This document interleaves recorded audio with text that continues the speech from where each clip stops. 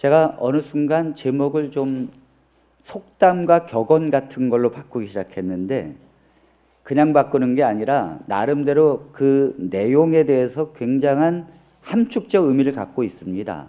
여러분들께서 제목만 기억해도 그 일주일 동안의 그 말씀을 기억하리라 믿고 그렇게 한 것이니 이해해 주시기를 바랍니다.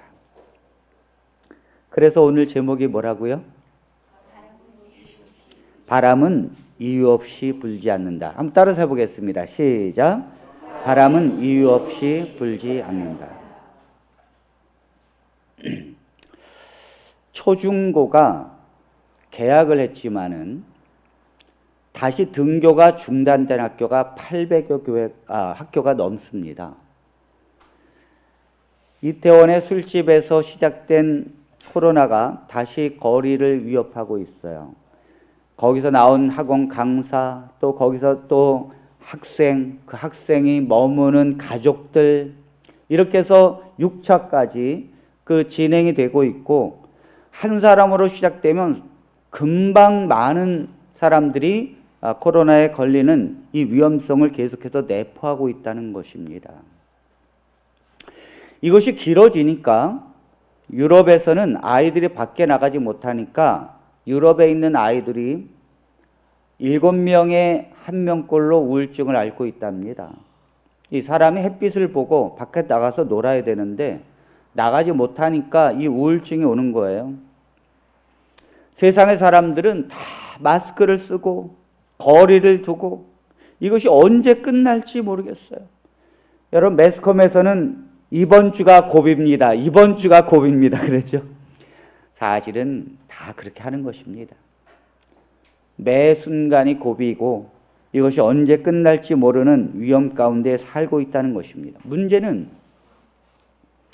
이것이 끝날 기미가 보이지 않는다는 거예요. 단 한 명이 다시 걸려도 세계가 비상이 되는 거예요. 전염성이 너무 빠르기 때문에.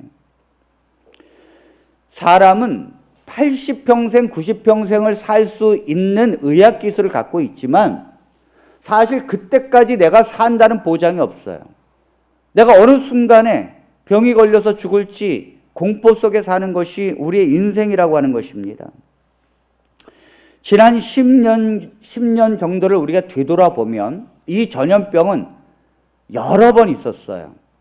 사스, 에볼라, 신종플루 이런 것 때문에 수많은 전염병이 끊이질 않고 있었습니다. 그때마다 백신이 만들어지고 항체가 만들어져도 소용이 없어요. 왜 그런가 하면 같은 병이 오지 않기 때문입니다.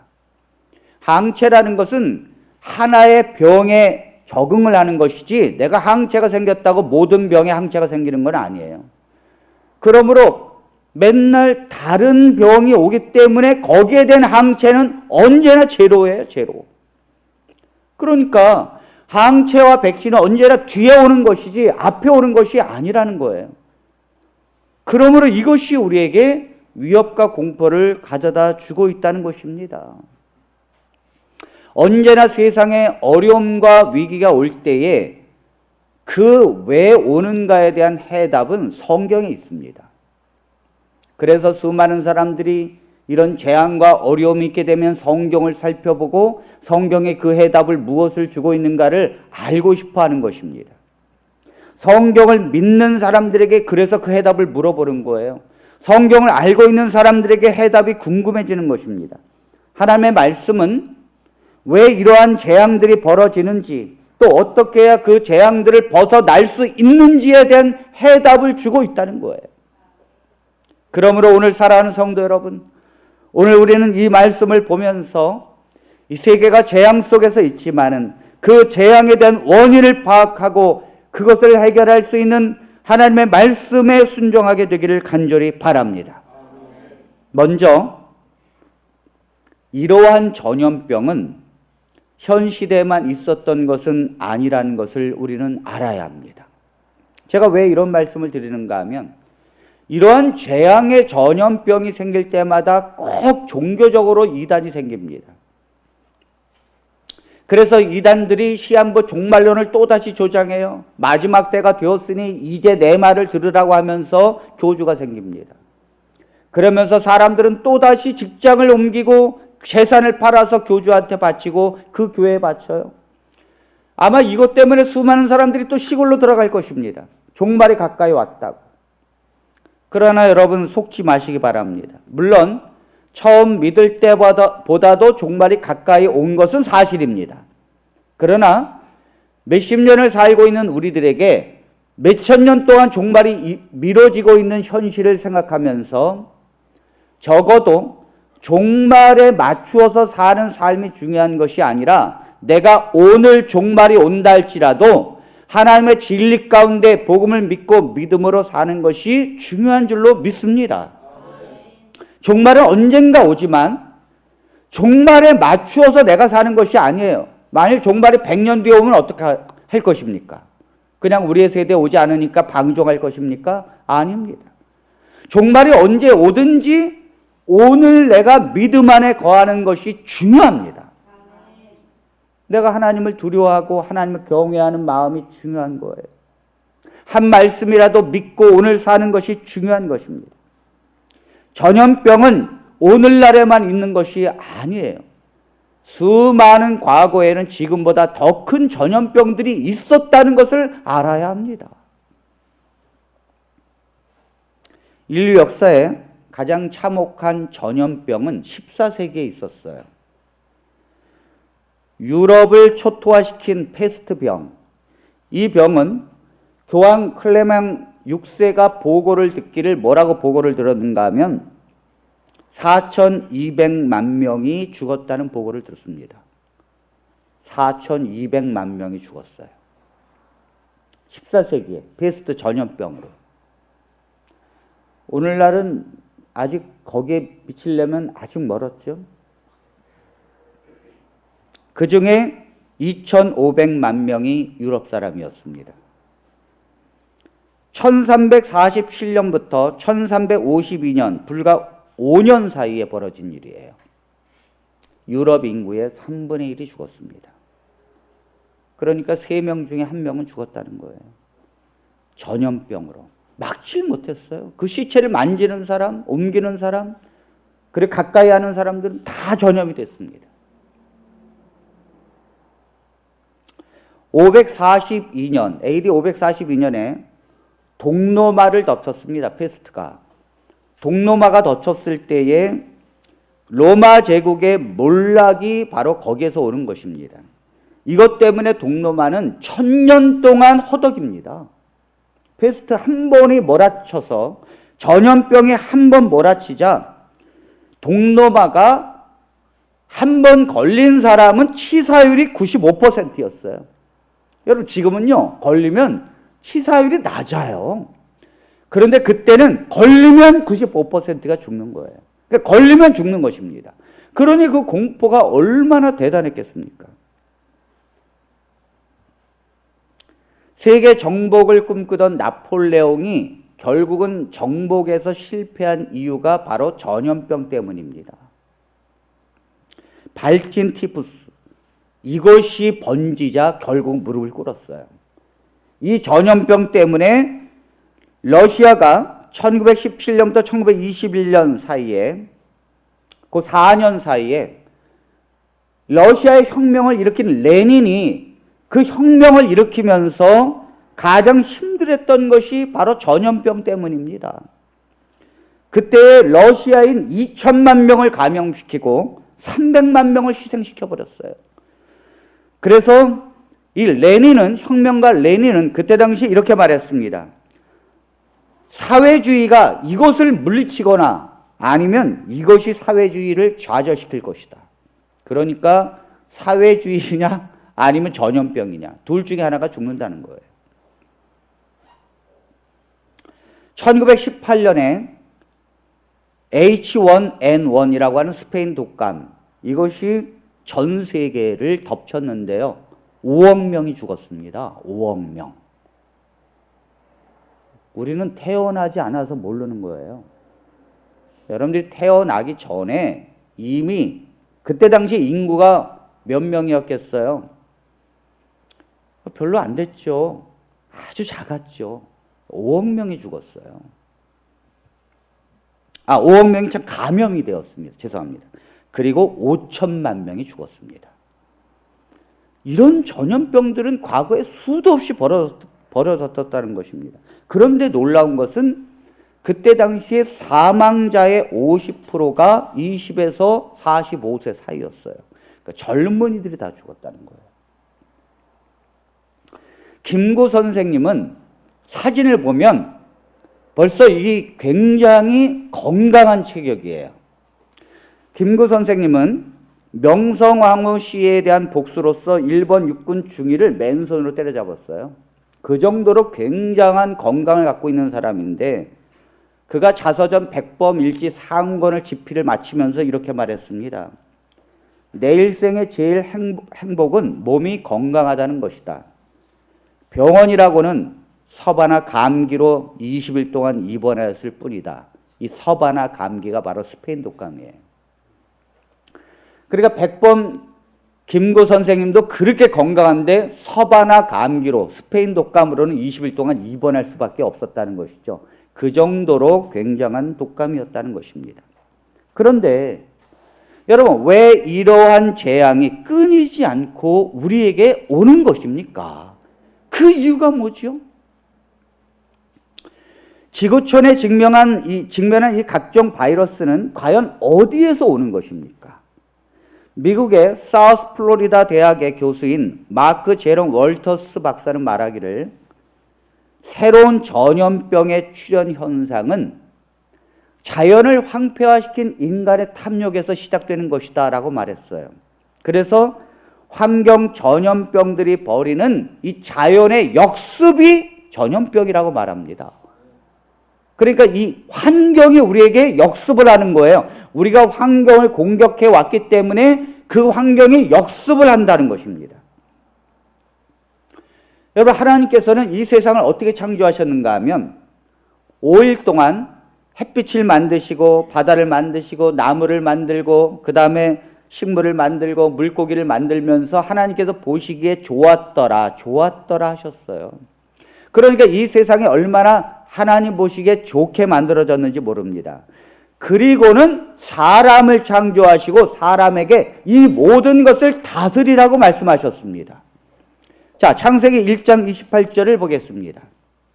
하나님이 그들에게 복을 주시며 그들에게 이르시되 생육하고 번성하여 땅에 충만하라. 땅을 정복하라. 바다의 고기와 공중의 새와 땅에 움직이는 모든 생물을 다스리라 하시니. 하나님께서 이 모든 것들을 복을 주시면서 번성하라고 말씀하셨습니다. 그래서 식물들은요 번성하는 거예요. 민들레 꼴씨가 왜 날아갑니까? 다 번성하려고 하는 거예요. 그러니까 모든 식물들은요 바깥에 보십시오. 그 번성하기 위해서 얼마나 애를 쓰는지 몰라요. 그리고는 그것이 잘 될 수 있도록 사람에게 그들을 다스리라고 했습니다. 다스리라는 건 정복을 말하는 것이 아니라 가꾸고 돌보는 의미를 말하는 것입니다. 창세기 2장 15절엔 그 말씀을 이야기하고 있습니다. 여호와 하나님이 그 사람을 이끌어 에덴 동산에 두사 그것을 다스리며 지키게 하시고. 네, 다스리고 지키게 하는 거예요. 정복하는 것이 아닙니다. 그래서 모든 물고기, 모든 새, 모든 나무, 각종의 모든 만물들이 인간에 의해서 지켜지고 다스려지게 되어 있습니다. 그것이 하나님의 법칙이라는 것입니다. 그래서 땅은 어떻게 합니까? 각종 채소와 과일을 내게 만들 책임이 사람에게 있습니다. 물들에게는 생물이 번성할 수 있는 책임을 인간에게 있는 것이고요.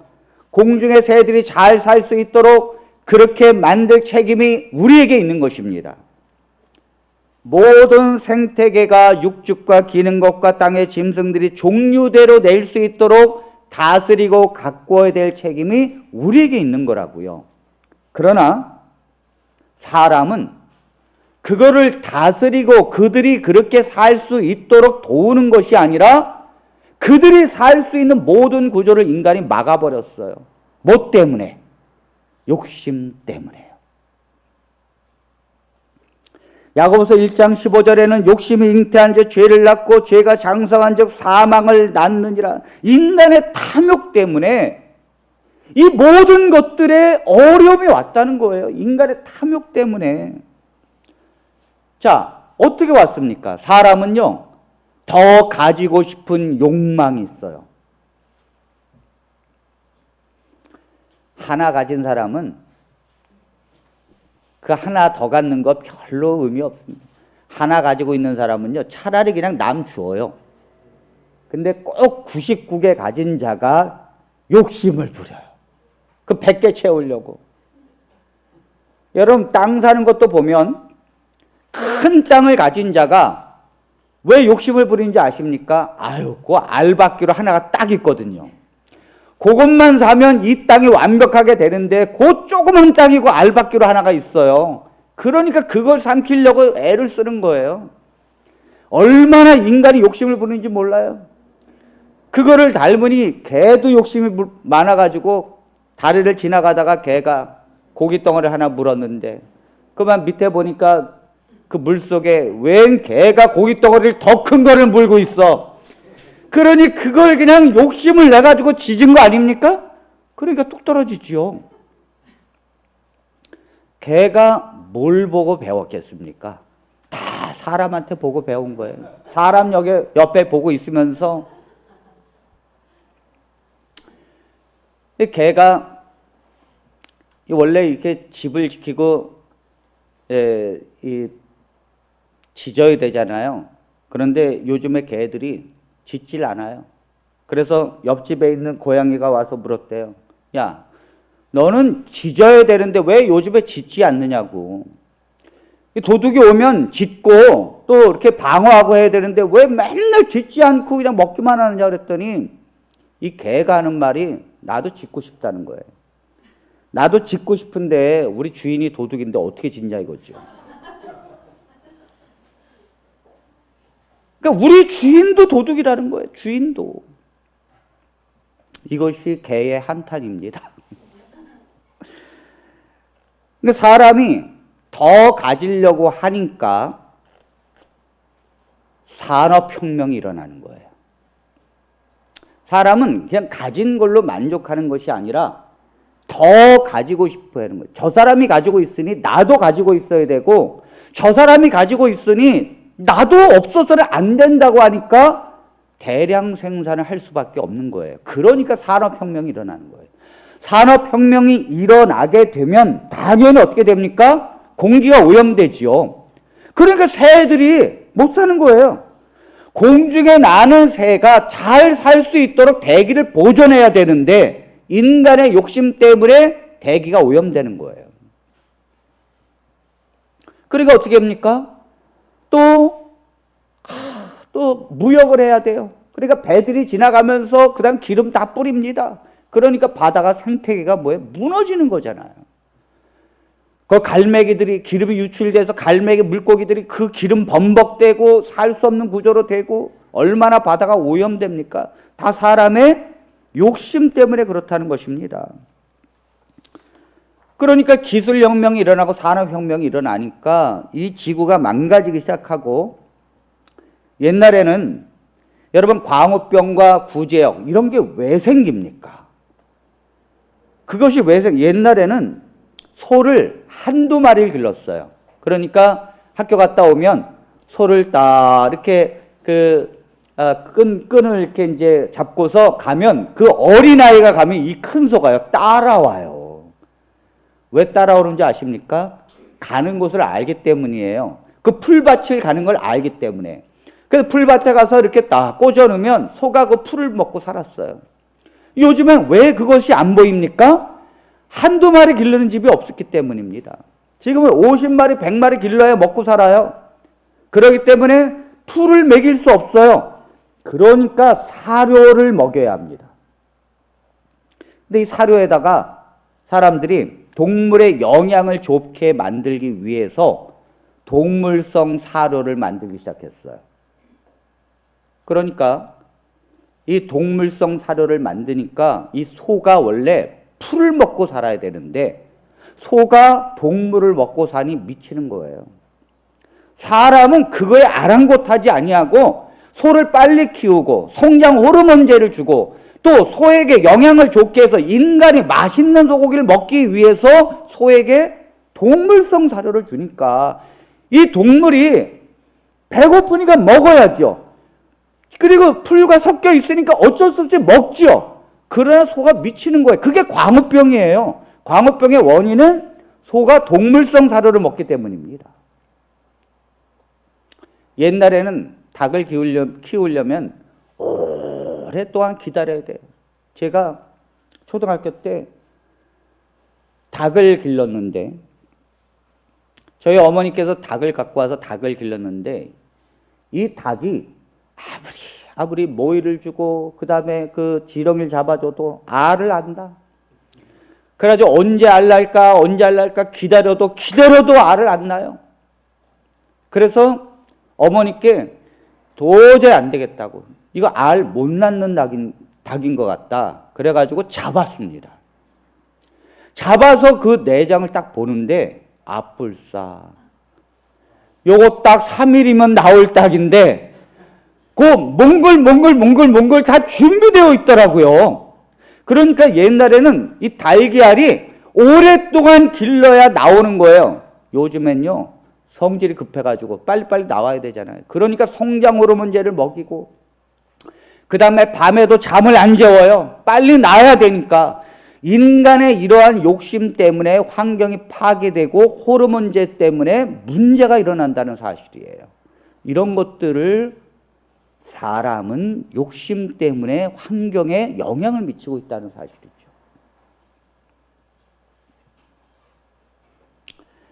창세기 1장 29절에는 원래 사람이 식물을 먹게 되어 있습니다. 하나님이 가라사대 내가 온 지면에 씨 맺는 모든 채소와 씨 가진 열매 맺는 모든 나무를 너희에게 주노니 너희 식물이 되리라. 네, 원래는 사람에게 식물을 먹게 하셨는데 사람이 고기를 먹고 싶으니까 하나님이 허용을 하셨죠. 그러나 환경 스페셜에 지구를 살리는 6가지를 제안을 했습니다.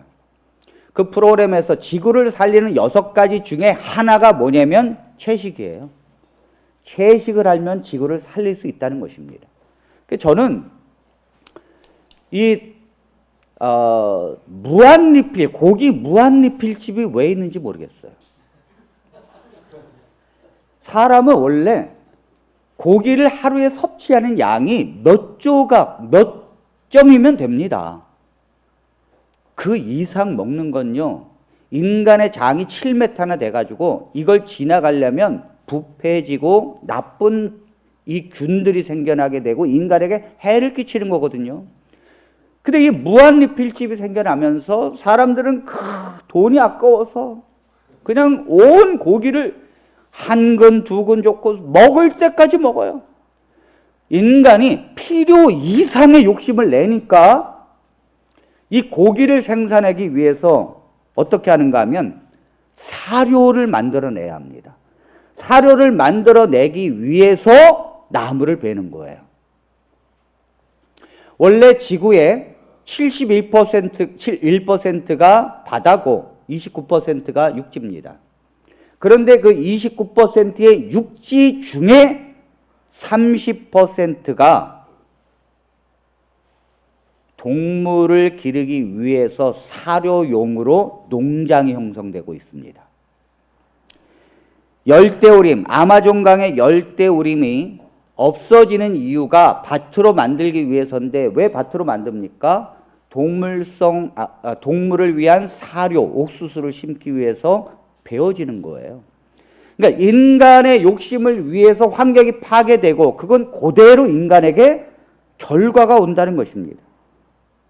계시록 18장 5절 6절은 하나님께서 이 모든 것은 다 죄라고 말씀하십니다. 그리고 이 모든 것에 대한 대가를 치를 것이다 라고 말씀하셨어요. 그 죄는 하늘에 사무쳤으며 하나님은 그의 불의한 일을 기억하신지라. 그가 준 그대로 그에게 주고 그의 행위대로 갑절을 갚아주고 그의 섞은 잔에도 갑절이나 섞어 그에게 주라. 네, 그 죄가 하늘에 사무쳤고 하나님은 그 불의한 일을 기억하고 있다는 거지요. 그리고 그가 준 대로 그에게 주고 그의 행위대로 갑절을 갚아주고 그의 섞은 잔에도 갑절이나 섞어 그에게 다시 주겠다는 거예요.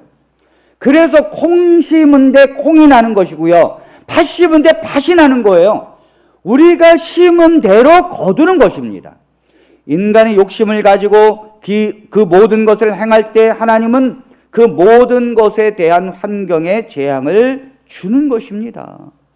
계시록 16장에 오늘 본문의 말씀은 이 세상에 예수님께서 재림하기 직전에 마지막 7 재앙이 내리는데 그 7재앙이 어디에다 내려지는가? 땅에다 내려지고요. 바다에 내려지고요. 강과 물에 내려지고 해에게 내려지고 공기에게 내려지는 거예요. 오늘날의 이러한 재앙들은 그 7재앙의 전조 현상들입니다. 계시록 16장 2절의 말씀을 보겠습니다. 첫째가 가서 그 대접을 땅에 쏟음에 악하고 독한 헌대가 짐승의 표를 받은 사람들과 그 우상에게 경배하는 자들에게 나더라. 네, 지금은 전초 현상이라 그랬습니다. 다시 말해서 미래는 이것이 구체적으로 형성이 되고 구체적으로 우리에게 올 것입니다. 여기 보니까 7재앙 중에 첫째가 그 대접을 땅에 쏟으니까 악하고 독한 헌대가 나기 시작합니다. 땅에서 난다는 거예요. 땅에서. 이번에 중국 우한에서 코로나가 시작됐습니다. 그 중국 우한에서 시작된 코로나가 짧은 시간에 전 세계적으로 번졌어요. 그런데 여러분, 코로나에 걸려 보셨습니까? 20대 청년이 코로나에 걸린 이후로 병원에서 43일 동안 투병 생활에다가 낫는데 뉴스에 간증을 했어요. 그랬더니 죽음에서 살아난 것 같다. 얼마나 그것이 힘든가 하면 침대에 닿는 살이요, 고통이 너무 심해가지고 잠시도 견딜 수 없대요. 먼저 이 코로나가 되면 열이 올라갑니다. 그래서 열 체크를 하는 거예요. 열이 오르게 되고 피곤해요. 그리고 두통이 옵니다. 근육통과 설사를 해요. 여기까지는 일반 감기하고 비슷해요. 독감하고. 근데 시간이 지나면 장기가 붙습니다. 그리고 피부가 종기가 나고요. 견딜 수 없는 고통이 시작됩니다. 그것이 혈관을 타고 온몸에 종기가 나기 시작합니다. 그리고 괴질로 번지는 거예요. 그래서 지금 어린이들이 괴질이 생기잖아요. 코로나는 극복됐는데 다시 괴질이 번지잖아요. 온몸에 독한 헌대가 나는 거예요. 자, 이 말씀에 보니까 악하고 독한 헌대가 이 땅에서부터 시작이 된다고 말씀했지 않습니까? 오늘날에 이 코로나가 왜 생깁니까? 우리가 죄를 갖고 욕심을 갖고 아직도 이 세상에서 그 욕심을 갖고 관연한 상태에 사니까 이 환경이 역습을 하는 것입니다. 그 원리를 하나님이 성경에 기록되어 있고요. 이것이 그대로 온다는 거예요. 계시록 16장 10절과 11절의 말씀을 보겠습니다. 사람들이 아파서 자기 혀를 깨물고 아픈 것과 종기로 인하여 하늘의 하나님을 회방하고 저희 행위를 회개치 아니하더라. 사람들이 아파가지고 자기 혀를 깨무는 거, 차라리 죽는 게 낫다는 거지요. 제가 감기가 걸리면, 제가 원래 감기가 몇 년 만에 한 번 걸립니다. 잘 안 걸리는데 한 번 걸리면 거의 죽다 살아나요. 그래서 제가 감기가 걸리면 좀 엄살이 셉니다. 제가 집사람한테 뭐라는 거면 여보 나 죽어, 여보 나 죽어 그래요. 아유, 감기가 걸리면요 이 온 삭실이 막 쑤시는데 아우 진짜 보통이 아니에요. 근데 여러분 코로나가 어떻겠습니까? 그러니까 사람들이 아파서 자기 혀를 깨물고 아픈 것과 종기로 인하여 하늘의 하나님을 회방하고, 참 여러분 그렇게 재앙이 오는데도 오히려 하나님을 회방한다는 거예요. 그러니까 뭐 예배 못 드리게 하고, 그러니까 예배가 없어지잖아요. 종교 생활이 없어지잖아요. 전도도 안 돼요. 여러분 지금 이런 재앙이 있으면 이 답을 어디에서 찾아야 합니까? 아하, 성경에서 찾아야죠. 하나님이 이 세상을 다스리고 욕심을 부리지 않고 땅과 식물들과 모든 걸 다스리게 했는데 인간이 욕심을 부리고 인간이 그렇게 오염시켜 놨으니 이 자연이 역습하는 것이다. 이걸 깨닫고는 하나님 앞에 회개하고 나가야 되는데 오히려 하나님을 회방한다는 거예요. 깨달아야 합니다. 만일 이것을 깨닫게 되면 이 세상의 사람들이 오히려 하나님 앞에 나와서 그 말씀을 붙들고 주님을 섬겨야 되고요. 하나님 앞에 회개해야 돼요. 그러나 보십시오. 교회 예배 못 드리게 하고 전도 못하게 하고 수많은 방해를 놓고 있지 않습니까? 문제는 이런 것을 가지고 하나님의 백성이 회개해야 되는데 하나님의 백성이 회개하지 않는다는 거예요. 여러분, 소돔과 고모라 성이 왜 멸망을 했습니까? 그 성의 사람이 악했기 때문입니까? 아니에요. 여러분, 소돔과 고모라 성이 멸망한 것은 하나님께서 소돔과 고모라 성에 의인이 10명도 되지 않았기 때문에 멸망시킨 것입니다. 소돔과 고모라 성에 의인이 10명만 있어도 소돔과 고모라 성은 은혜를 받습니다.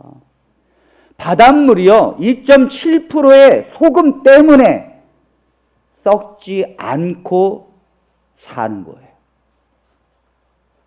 하나님의 백성이 회개를 하고 하나님의 백성이 하나님 앞에 바로 서고 하나님의 백성이 복음을 붙들고 살아야 되는데 하나님의 백성이 회개하지 않고 하나님의 백성이 말씀을 무시하고 하나님의 백성이 예배를 무시하니까 이 세상의 재앙이 끊어지질 않는 것입니다.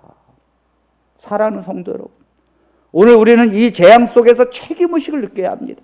이 재앙 속에서 하나님의 말씀을 붙들고 우리가 회개하는 심령으로 나가야 될 줄로 믿습니다.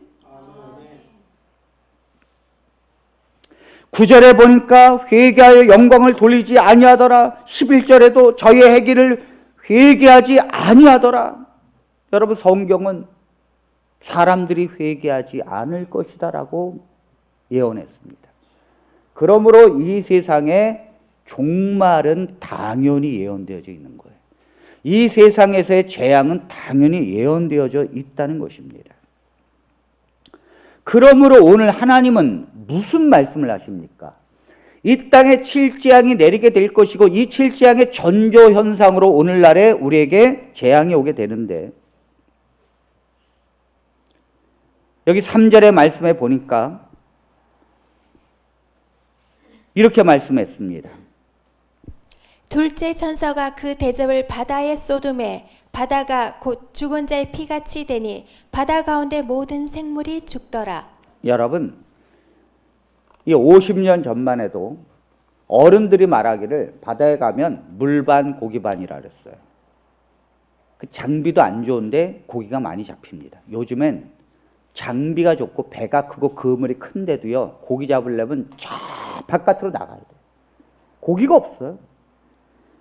청어를 왜 비우시라는 말을 쓰는지 아십니까? 청어를 비우시라고 말해요. 왜 그런가 하면 너무 흔한 고기라고 해서 옛날 말로 비어라고 불렀습니다. 그것이 비우시된 거예요. 청어는 너무 흔했어요. 그런데 요즘 뭐예요? 귀해요. 귀해. 없어요. 고기가. 강에도 고기가 없고. 왜 그렇습니까? 여기 성경에 나오잖아요.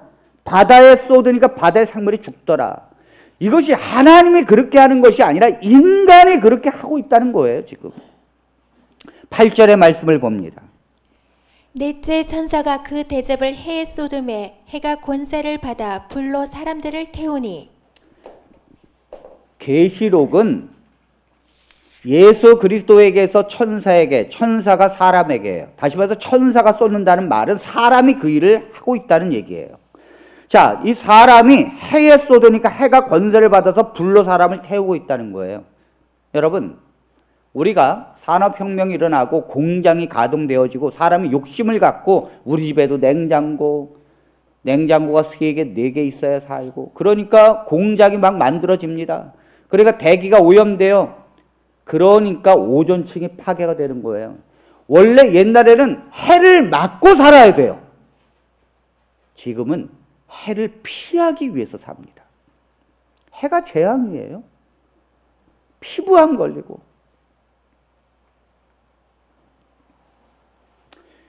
자, 계시록 16장 10절로 11절의 말씀을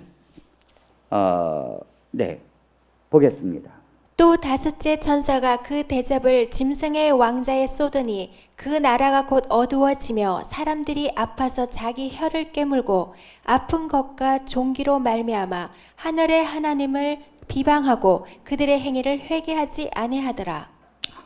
네, 오늘 하나님께서는 우리에게 말씀하십니다. 그렇다면 하나님은 이러한 재앙이 미래에 오기 전에 하나님은 언제나 은혜의 말씀을 선포하십니다.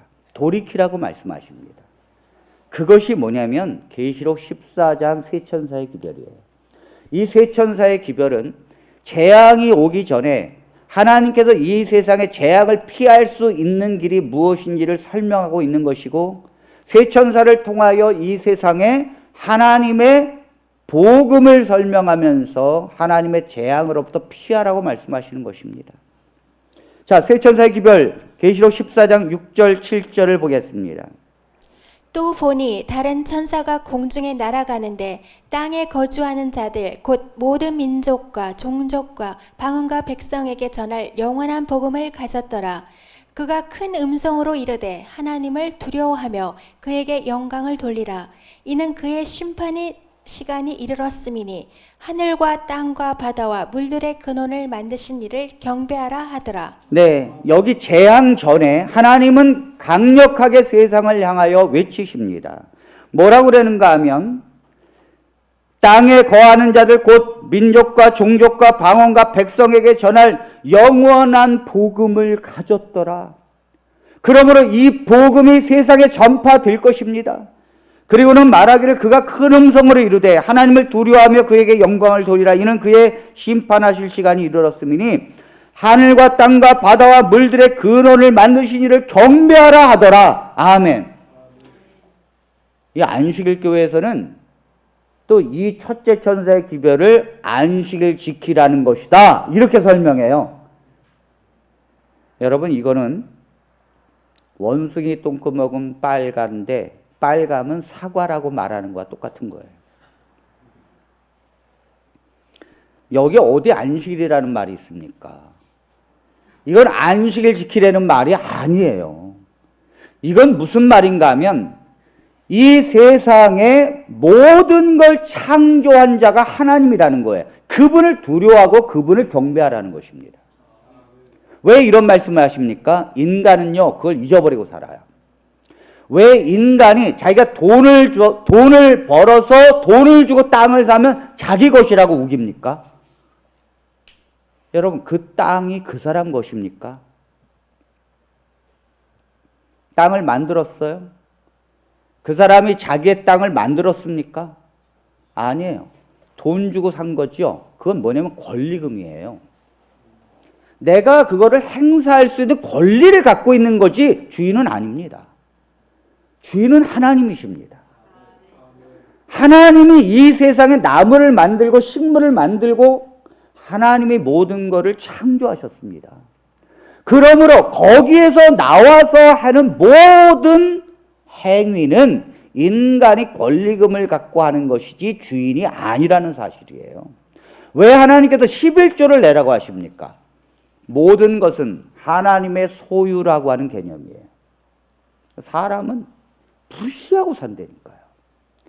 내가 왜 재산을 갖고 욕심을 갖고 삽니까? 왜 자꾸 돈을 추구합니까? 내 것이라고 하기 때문에. 내 것이라는 생각. 아니라니까요.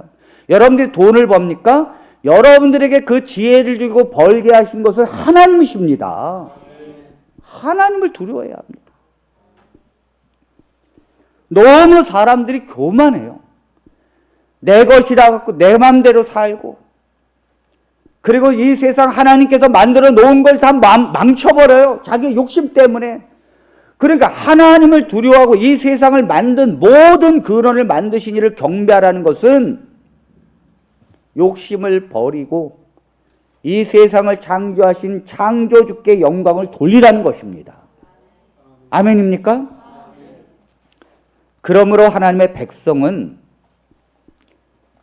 인간의 죄 때문에 이 모든 환경이 파괴가 된 것을 회개해야 될 줄로 믿습니다. 회개해야 합니다. 우리의 죄 때문에 땅이 저주를 받은 것이고 우리의 죄 때문에 엉겅퀴가 나고 가시덤불이 난 것입니다. 그러니까 사랑하는 성도 여러분, 저 나무를 붙들고 회개해야 돼요. 정말이에요. 저 나무가 무슨 죄가 있습니까? 저 왜 나무가 병들고 죽습니까? 지난번에 한 번은 다큐멘터리에서 그 영국의 플라타너스 나무와 우리 서울에 있는 플라타너스 나무를 비교하는데 거기는 건강하게 자라는데 서울에 있는 플라타너스 나무는 몸살이를 앓고 자라요. 얼마나 사람이 또 간판 안 보인다고 가지치기를 하는데 여러분 이 식물도요 가지치기를 그냥 한 10분의 1만 쳐내야 회복이 되는데 반 이상을 싹 잘라버려요. 기둥은 이런데 가지가 없어요. 그러니까 식물이 말을 안 해서 그렇지 그거 왜 자릅니까 그랬더니 두 가지 이유래요. 하나는 간판이 안 보여가지고 하도 그래서, 두 번째는 이거 맨날 낙엽 쓰는 게 너무 힘드니까. 이게 뭡니까? 그러니까 오늘부터 가로수가 있잖아요. 붙들고 물어야 돼요. 미안하다고, 너무너무 미안하다고. 남들이 미쳤다고 해도 해야 합니다. 아니, 하나님을 두려워하고 하나님 앞에 회개해야 되는 거죠. 우리가 남들이 무슨 소용이 있습니까? 그러니까 오늘부터 소문이 나야 돼요. 또 다산 비전교회 성도들은 이상한 행동을 하고 있다고. 그러니까 사랑하는 성도 여러분, 식목일에는 제발 놀러 가지 마시고 나무 심으십시오. 식목일 되면은 그저 놀러 갈 생각만 하시고, 아니 식목일 날 놀라고 식목일 준 것입니까? 나무 심으라고 준 것입니다. 옛날엔요 대통령부터 농민에 이르기까지 다 식목이라는 나무 심었어요. 근데 왜 나무를 안 심습니까? 삶에서 회개해야 합니다. 우리 하나님의 백성들은 식목일이 아니라 365일 나무를 사랑하고 심어야 합니다. 그게 오늘 메시지예요. 실제로 하라는 거예요. 그렇게 꽃을 심고 나무를 심고, 여러분들 자동차를 웬만하면 매연이 안 나오는 걸로 바꾸고, 제가 그래서 바꿨잖아요. 휘발유에서 더 매연이 안 나오는 가스로. 그 다음에 우리 사랑하는 성도 여러분, 주방 세제부터 아껴 써야 합니다. 제가 우리 집사람한테 그래요. 여보, 빨래는 일주일에 한 번만 하면 안 돼요. 저보고 미쳤다 그래요. 왜 그러냐면 주방 세제가 얼마나 물을 오염시키는지. 우리가 조금만 더 줄일 수 있잖아요. 여러분, 저 해양 오염이 강이 오염돼서 오는데, 저 강이 오염되는 이유의 48%가 가정 오수 때문입니다. 그런데 이 가정에서 오수 때문에, 이 가정에서 오염되는데 된장국 1리터를 그걸 정화시키는데 물이 7톤이 필요합니다. 이런 걸 아십니까? 된장국 먹다 남은 거, 아유, 버려야지. 딱 버리는데 1리터를 버리는데요. 그 물을 정화시키는데 7톤이 필요하다고요. 술 한 잔 20cc를 정화시키는데, 우리가 먹을 수 있는 물로 정화시키는데 물 1톤이 필요하고요. 내 식구 기준으로 1년 동안 음식물 쓰레기가 평균 10톤입니다. 여러분들 가정에서 음식물 쓰레기가 평균 10톤이 나간다고요. 얼마나 배부르고 얼마나 잘 삽니까? 너무 많은 욕심과 과소비로 살고 있어요. 그것이 다 우리에게 재앙으로 오고 있다는 거예요. 백신을 만들어내고 수많은 마스크를 써야 뭐합니까? 또 다른 병용균이 기다리고 있는데, 그러므로 하나님의 백성이 먼저 이런 일들에 앞장서서 회개하는 삶을 살아야 합니다. 실제로 살아야 합니다. 옷 사는 것도요, 제가 이렇게 보면 옷 버리는 데 보면 어떤 건 스티커도 하나 떼지도 않고 버려요, 사람들이. 이야, 스티커도, 상표도 안 떼고 버린다고요. 홈쇼핑에 얼마나 사람들이 유행하면서 그걸 사는지. 저희 집 살림살이는 다 주워 왔어요. 여러분들이 이제 저희 집에 이사를 했거든요.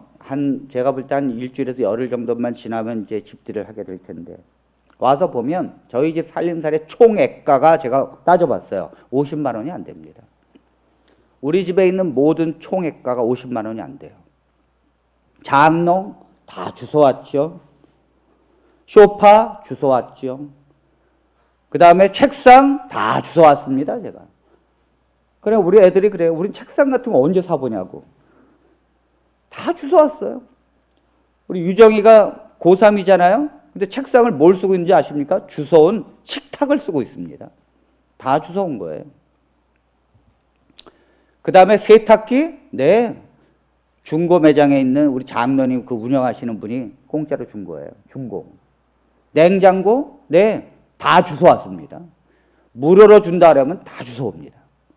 저희 집사람하고 그 아파트에서 빌라에서 5층에서 무료로 준다니까 둘이 낑낑대고 내려옵니다. 사람들이요, 이상하게 봅니다.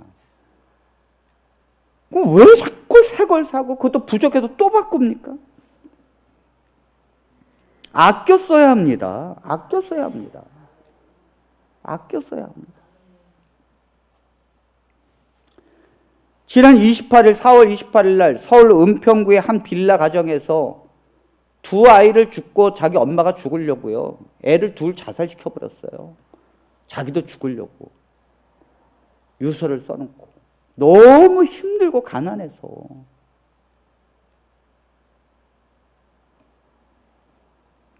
(6세) 된 여자아이와 (10세) 된 남자아이가 방 안에서 숨진 채 발견되고, 이게 여러분 텔레비에서 이런 일들이 수도 없이 벌어지는데 왜 뉴스에 안 나오는지 아십니까? 사람들에게 너무 좌절감을 주기 때문에. 수도 없이 많은 사람이 자살하고 있어요. 상대적으로 너무너무 가난한 사람들이 있다는 거예요. 여러분들이 살림살이, 여러분들이 쓰는 거 조금만 줄여서 사람을 살려야 합니다.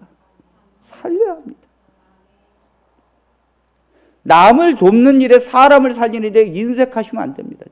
제가요, 얼마 전에 가난한 사람을 봤어요. 제가 500만 원 만들어 주겠다 그랬어요. 개인적으로. 어머니를 병원에 입원하는데 너무너무 돈이 없어서 그 어머니를 입원시키지 못한다는 소리를 듣고 내가 500만 원 내가 주겠다 그랬어요. 그분이 나하고 또 연관이 있는 것도 아니에요. 2달 동안 제가 모으겠다 그랬어요. 살아야 합니다. 그렇게. 여러분, 복음을 믿고 구원받은 거, 이건 기본입니다. 그렇다면 하나님께서 우리에게 구원을 주신 것입니다. 큰 은혜를 주신 것입니다. 영생을 얻는 자가 왜 이 땅에서 욕심을 부립니까, 여러분? 포기하십시오. 만일 영생도 얻은 사람이 이 땅에서도 욕심을 부리면 그것은 너무 큰 욕심입니다. 다 주십시오. 그게 진정한 영생을 얻은 자의 삶입니다.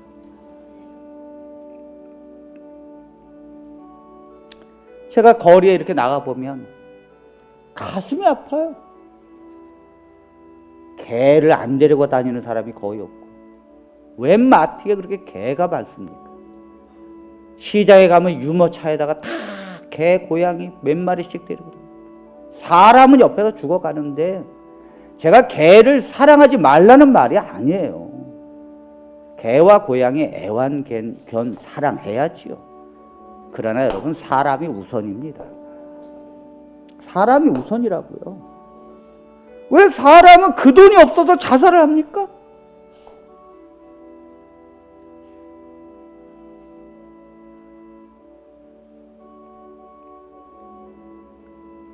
계시록 18장 16절에 있는 말씀을 마지막으로 보겠습니다.